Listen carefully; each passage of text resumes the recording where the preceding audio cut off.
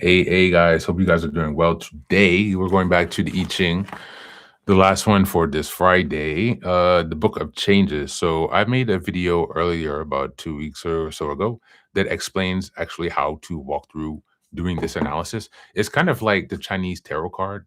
I mean, but it's not a card, it's a book, but the information on here, the lines, they're the hexagrams they call them.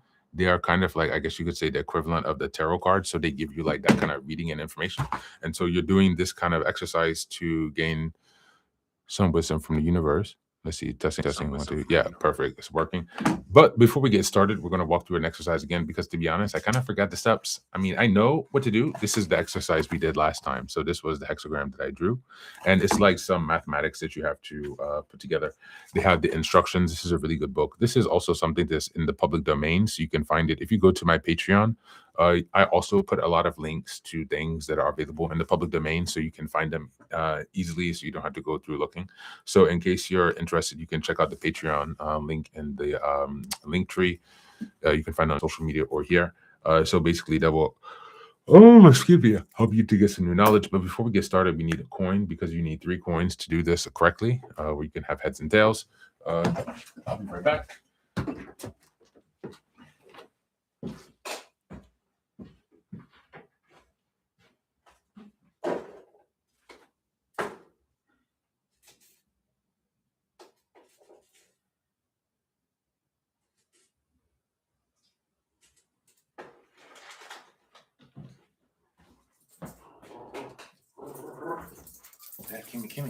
That Kimmy.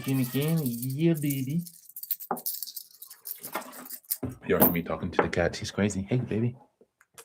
You want to say hi? No, she don't like to say hi. She got an attitude sometimes.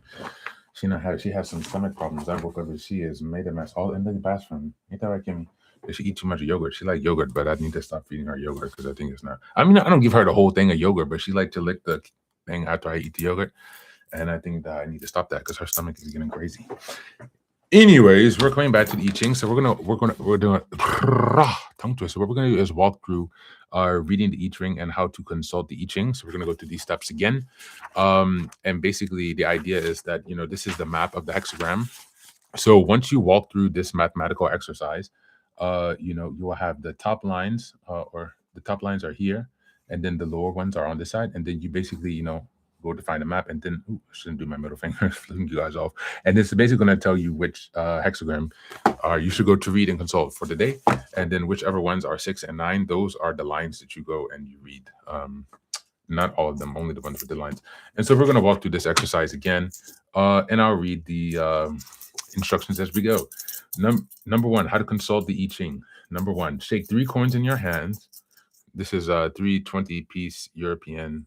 They're all the same. For luck, I do that. So do you want to shake yet? Close your eyes. I don't know. Just universe, please give me your wisdom, your guidance, your care, support, and your suggestions for the next period of my time on Earth. You don't have to say that, but I don't know. I'm just making up some bullshit. Maybe they have some things that you're supposed to say. And so basically, I have two tails and 1 head. Okay.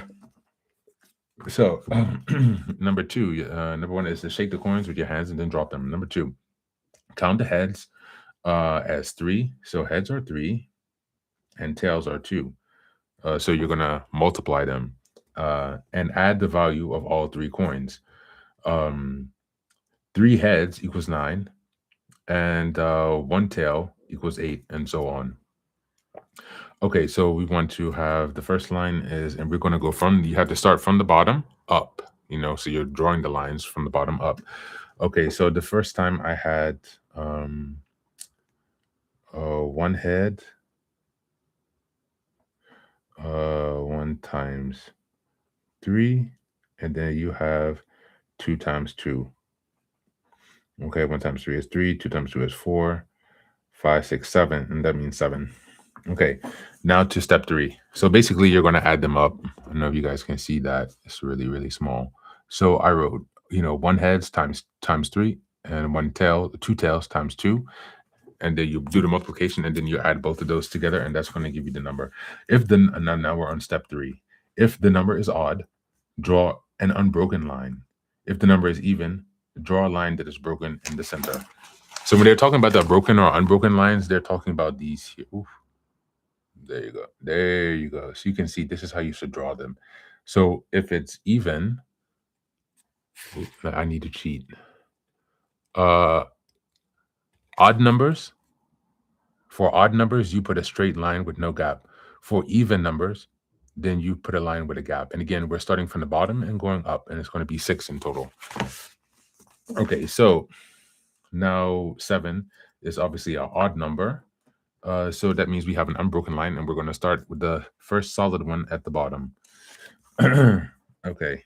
And then let's see, step 4. Throw the coins again to get the second line of your hexagram.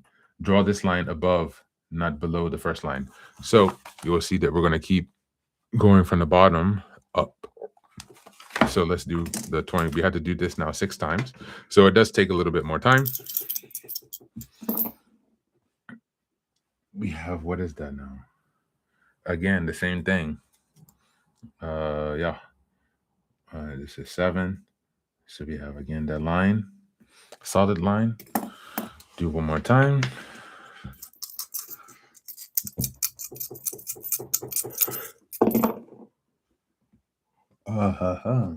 So we have 2 tails, 2 tails, 1 head again, 7 again. Lucky number 7, huh? 777. What does that number mean? Maybe that's also a sign. So now we had a 3. For me, I put the numbers are head, and then the back are the tails. Okay. Again, 7. So this is lucky number 7. I don't know what the fuck that means. Okay. So now we have 4 out of 6. I'm gonna go again. Shake these, see what's gonna happen. Give me good luck. Give me good luck. Again? Yeah, something is crazy right now. We need to go play the lottery with number 7. Just put all 7 straight. Why am I having all 7s today? This is crazy. I mean, it's possible because there is a hexagram that has like all 6 straight lines, solid lines, I should say. All the lines are straight. Some of them are, excuse me, solid, and some of them on the even numbers. Odd numbers have a straight line, unbroken, and even numbers have a broken line. Oh, finally, they switch it up. Finally. Okay, so now we have 3 tails. Okay, so you have 3 times 2 is 6. Okay, 3 times 2 is 6. It's even, so then that means we have a broken line. So that's a little bit, you will see this is my hexagram for today. We have 6 lines here. So I had all 7s, and then at the top we have 6. So that's good news. Now, the numbers that we have, that, the 6, 7, 7, 7, basically the mathematics, when I'm multiplying, how to do this?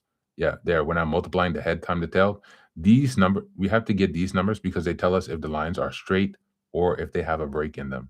So if the number is even, like 6, then you have a line that has a gap in it. If the number is odd, like all of the 7s that I have, then you just do a solid straight line. And we have to have those numbers also because for the hexagram, you're going to read the whole hexagram, but then the lines, they have 6 lines under each one, but you only read the lines where you have either a 6 or 9 in this numeration. And so now let's read step 5, just so you guys are aware. Repeat this procedure until you have 6 stack lines. Remember to proceed upward from the first line, not downward. Your hexagram might look like this. So here's an example of the hexagram, how they can look in the book. By the way, you can also find this in the public domain because this book is ancient. So there's also a copy if you go to the Patreon. By the way, if you didn't know, there's a free tier for the Patreons. You can also access that. But you can find this anywhere if you just Google it. So this is how your chart should look. Okay, so now we're going to the next one. To find out which hexagram this is, consult the chart printed on pages 3 and 133. Okay, so that's the one that I showed you when we first started. The bottom 3 lines are the lower trigram. You call these a trigram. And then the upper ones are the top Trigram. Okay, so now let's find out which one we have. So the bottom for me, the bottom trigram, I see I put the little line on the other side there. So the bottom are the solid lines. So that means that my first one is here because those are all solid. And then I have all solid with a break at the top. So here it tells me that my hexagram is, what is that, 43 at the end? Yeah, 40 hexagram 43. All right.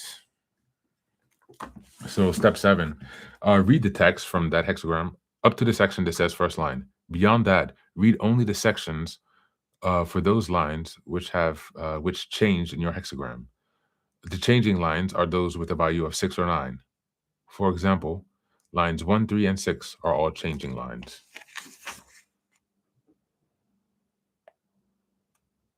So again, when they talk about the lines, like in the English version that I have, I don't know why he did this. Let me be sure. Yeah, in this English version, I don't know why he did this. Maybe because it's just American or a British guy. He put the first line to first line to the sixth line. It's supposed to go first to 6, so you can read it that way. So depending on which version you have, make sure you're looking at the right one. But for me, the only 6 that I have is at the 6th line because it's the one at the very top.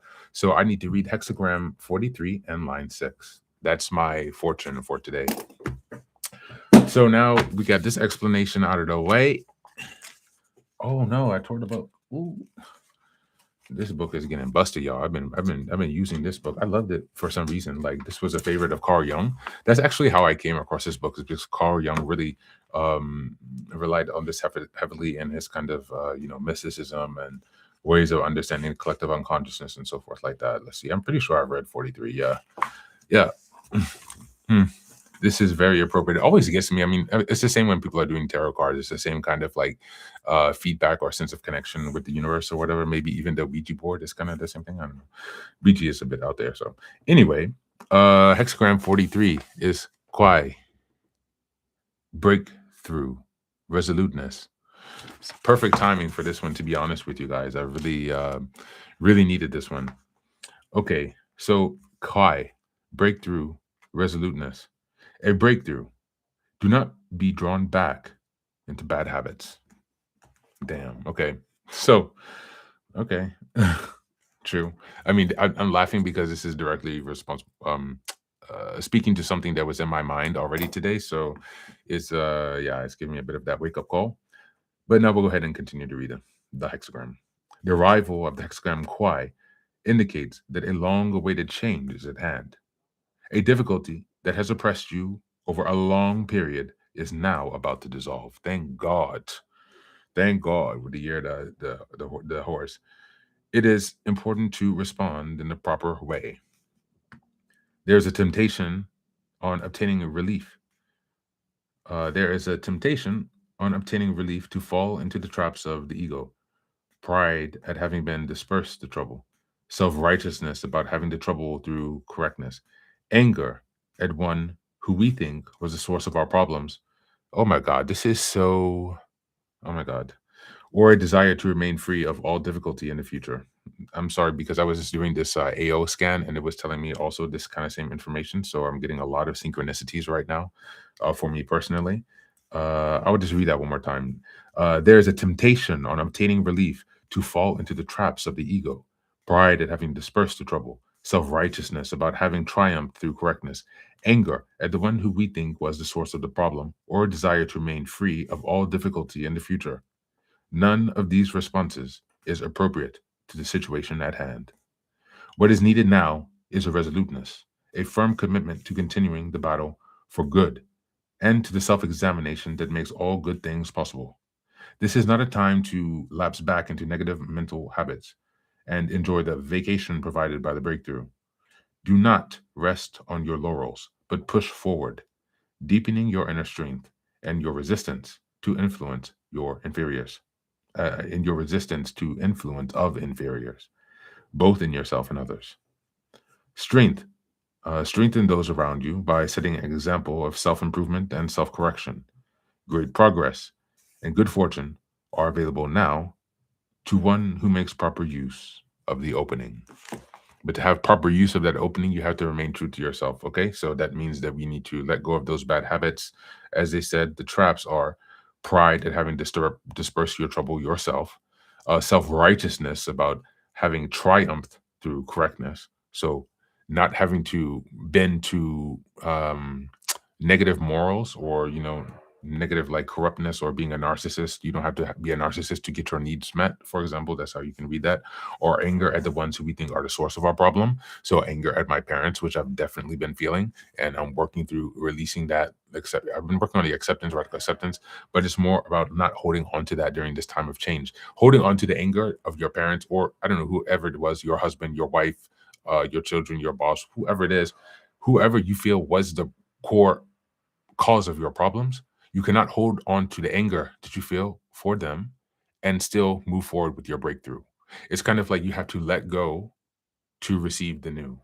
That's basically what it's saying. And this pattern is repeated in the Bible, in the Upanishads, in the Torah, in the Quran. I mean, all of these religious documents have the same message, the same knowledge. It's all, you cannot hold on to something and expect something else.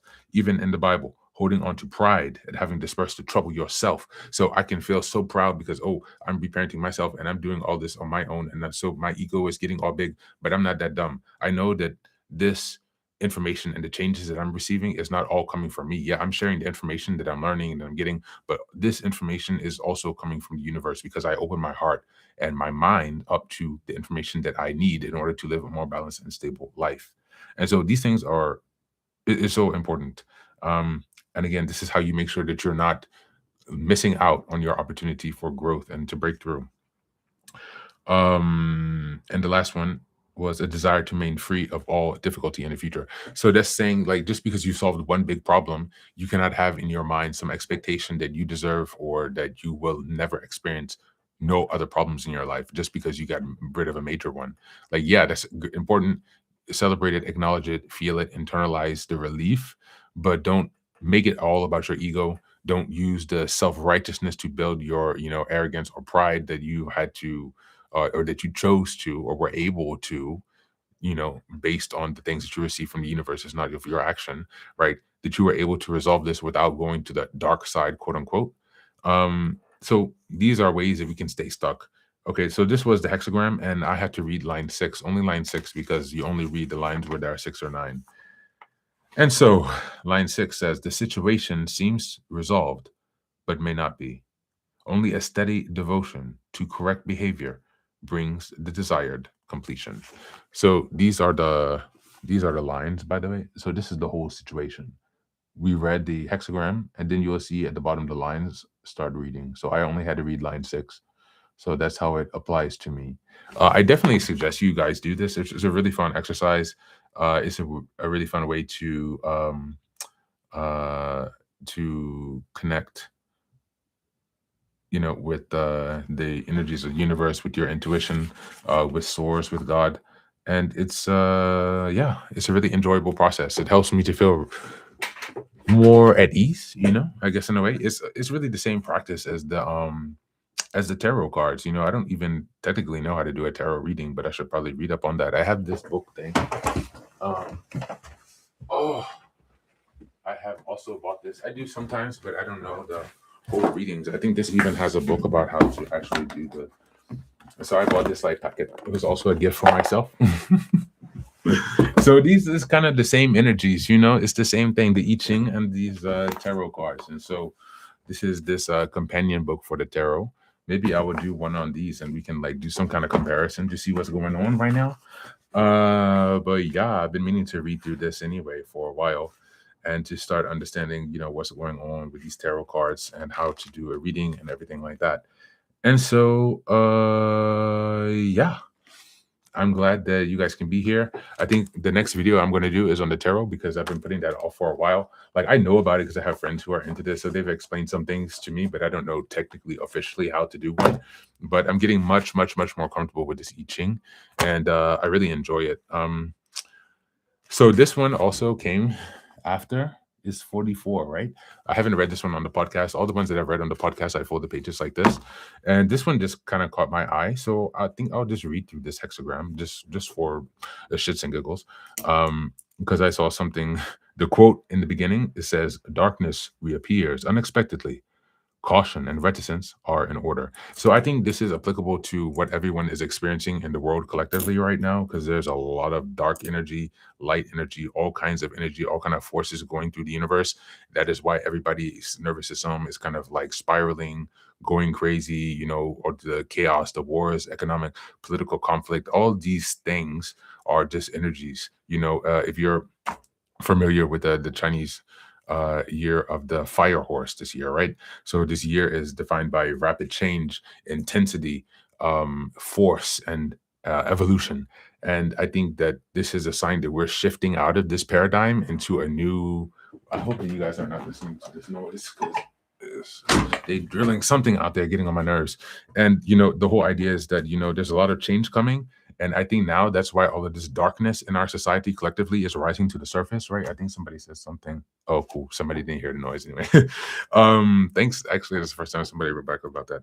So basically all of these energies are coming back. People are feeling stressed. And so anyway, I think that's why I want to just read this one really quickly, the hexagram, because they talk about the darkness and unexpected things. So here we go. Ku, coming to meet. Darkness reappears unexpectedly. Caution and reticence are in order. It is a dangerous hour. Though an interruption of our inferior nature, darkness has interrupted the flow of light. The inferior can be quite seductive, and if we are not resolute in resisting it, the moment can be lost to misfortune. If oneself, this is a time, in oneself, this is a time to examine motives. Those which are of honorable or questionable honor should be uprooted and discarded. I will read that one more time. In oneself, this is a time to examine motives. Those which are of questionable honor should be uprooted and discarded. Be wary of situations that engage your ego and tempt you into anger, self-righteousness, or desire. Actively employ your higher nature to test the correctness of tempting ideas and circumstances. That which seems suspicious almost certainly is. I love the way this is written. It makes me feel so. This is ridiculous. Anyway, I'm continuing. In your conduct with others, practice modesty, independence, and patience with great discipline. Avoid anger or arrogance at all costs. I'm not going to be on. I'm going to be honest. I need to tone down my anger and arrogance. That's me. Tone down. Avoid anger and arrogance at all costs. Withdraw whenever you cannot meet another in a balanced and independent way. Neither encourage another to forego his balance, nor to indulge him as if he does. Again, withdraw into stillness if the circumstances indicate that the presence of inferior influences. Reticence and self scrutiny are the order of the day. So it's reminding us to be mindful of ourselves during times of chaos, upheaval. I'll put it here in case you guys want to do like a screenshot later. You can read it through on your own. I like this translation, but I read that there are some better translations that are more like academic. There are some that are more academic translations, some that are more like spiritually aligned with the original meaning of the I Ching, because this is originally Chinese text. So much gets lost in translation. I wish I could read and understand the original Chinese, because that would probably be on point. But in any case, I really like this translation, and I really feel touched by both of these actually. And I'm being honest with myself, because my anger and a little bit of arrogance is a bit, you know, um, I think it's coming from that, let go of the self righteousness about having triumphed over a problem. Definitely, I'm feeling a little bit not self-righteous, but I'm feeling proud, which you want to let yourself feel proud, but you don't want to get it out of hand. You know what I'm saying? I'm feeling proud that I'm making progress in the reparenting journey, but I don't want to let that go to my head and think that all this is coming from me. Everything is my doing. No, no, I'm relying on connection to higher power, downloads, connecting to my higher self. It's not from ego. So that's what they're saying. And then again, the anger at your parents and the ones who you think harmed you. I really need to do some work on that this weekend. So that's my project for this weekend, because we got to let go of that anger, y'all. We got to let go of that anger. We got to vibrate higher, release that anger. Anger is too low vibration. We don't have time for anger. This separating with love and peace. We really need to let this reading here. I feel that I practice daily meditation. Yep, exactly. It's your thoughts and changes. And the thing is, I'm trying now to do those affirmations and meditations, but really bring in a felt sense in my body, because when you can start to feel the change in your body along with that affirmation, then your chemicals are changing in your body. That's how you really get change going. Because if you just tell yourself the same thing, maybe you can wash yourself. But if you're able to say that affirmation and generate some kind of emotion, that's how you really get your subconscious mind to change. Repeat, repeat, repeat, repeat affirmations, mantras, and do it in a way where you are visualizing or something that gets some kind of emotional activation going. Because when you're feeling emotions, that means your body chemistry is changing. Like me, for example, I'm feeling anger at my mother and father because they left me like this, just like peace out. And I'm just like, what the fuck is this? So I'm getting angry. But that means that all the cortisol, all the adrenaline, all the stress hormones, putting all these lines in my face, from the stress. Anybody got time for that? So just need to let go of all this anger, accepting them for who they are. They are wounded children who had their own trauma, who didn't have the resources to heal it. And that's a challenge with me, if I'm being honest. I'm working on it. I'm getting there. I mean, I've accepted who they are, what has happened. And now it's more about just releasing that charge, because I've proven to myself over and over, and with the help of the higher power, with the dream that I had last June. Again, it's not just me. The higher power is communicating with me, my intuition, and it's giving me grace to settle in this, which is what I've been doing basically from June last year, 2025, until November. It's like finalize the intellectual understanding. And then from November until now, it's like I'm releasing this emotional weight. And sometimes it comes back. You get that whiplash. Motherfuckers. Then you gotta calm down. You're like, oh yeah, everything good. We're gonna motherfucker. It's like so bipolar. I told the people in my support group, sometimes I feel like an exorcist. The head spinning. Because it's like some days you be feeling it, and then the other days you get angry. And it's all part of the process. I'm not judging myself for that anymore. If anything, I just try to laugh at it. Because yeah, we just humans having a human experience. And that's what it means to be human. So just giving myself some grace and feeling really grateful that I ran across these two hexagrams. We read today number 43 and 44. And so thanks again for joining. Who is that in there? Stillness and Stardust. Thanks. It's great to see you. And I will see you guys for the next reading. Take care and have a nice weekend.